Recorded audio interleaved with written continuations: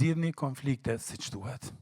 E di që kemi përmend shpesh te kjo seria këtë pjesë, por kur vjen punët e konfliktet, njerëzit janë në dy forma. Ose i njërojnë shmangen edhe bëjnë sikur s'ka ndodha si gjë, ose nguten e bërtasin e dun ta zgjidhin tashi në këtë sekondë se të myta fare. Or mund ketë në gjë të mesme. Edhe e di cili do ishte sekreti i zgjidhjes konflikteve, do ishte po ulem që të përpiqem ta kuptoj atë më mirë. Nuk po ulem për të sqaruar veten. Hajde këtu, se i kam ja 3-14 gjëra për të thënë. Etak. Jo, po lehtësia për të zgjidhur konfliktet është ulesh me personin edhe përqendrohesh ta kuptosh atë. Pse e bëri këtë gjë? Pse e tha atë gjë? Po mirë, si e shikon ti? Po mirë, si e kupton ti këtë gjë? Edhe të vi në pikën çifti, që është ndihet aq lirshëm me fol, saqë fillon të rrëfejnë fajet me njëri tjetrin. Fillojnë të tregojnë gjërat me njëri tjetrin. Fillon të rrëfejnë, edhe është, si thuhet Jakobi 5:16, kush e di këtë vargun? Rrëfejni fajet njëri tjetrit dhe lutuni për njëri tjetrin që të shëroheni, që të ndërtohet kjo lloj klime, që mund të flasësh sepse ti e di që ai tjetri të do, nuk po të gjykon, ti po i tregon të gjitha, sepse as ti nuk do që ky tensioni të vazhdojë, po e rrëfen, po i tregon të gjitha dhe në fund po luteni për njëri tjetrin, edhe çfarë thotë shkrimi? Nëse i rrëfejmë gjërat, masi kemi rrëfy lutemi me njëri tjetrin, çfarë ndodh? Shërohet zemra. Shërohet zemra.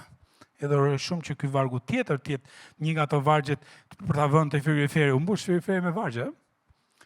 Edhe se anët 4, 26, 27, ndoshta s'ka nevojë për ta vënë frigorifer sepse e dim përmend këtë. Zemroni dhe mos mëkatoni, dielli të mos premtojë minatin tuaj, mos jepni vend djallit. Nëse le zemërimin të kontrolloj ty, ti po mëkaton. Nëse le zemërimin të kontrolloj, kur zemërohesh, e di çfarë ndodhi, i ligu ka përzënë vendin e Krishtit te qendra e martesës.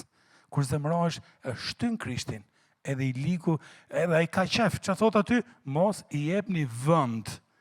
Edhe këtë e kam thënë shumë shpesh, por e kam qef në anglisht që thot, mos i lejoni footholders në anglisht, mos i leni vend të vendos majën e këmbës. As majën e këmbës mos ta vendos aty. Edhe kjo është, edhe kur flej gjumë i zemëruar, po i jep vend djallit. Opa! Ka ca qife që do pinë kafe para se të ikin në shtëpi.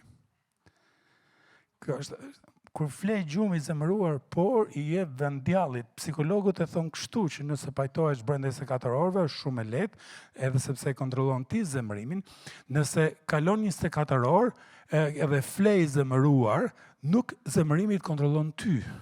Edhe bëhet shumë e vështirë procesi i pajtimit. Edhe Perëndia i di këtë gjëra, psikologët po zbulojnë sot, Perëndia ka thënë para 2000 vitesh. Edhe është mos e lërë para se të perëndoj. Pse? Sepse po i jep hapësirë të ligut, po i jep vend ke martesa jote.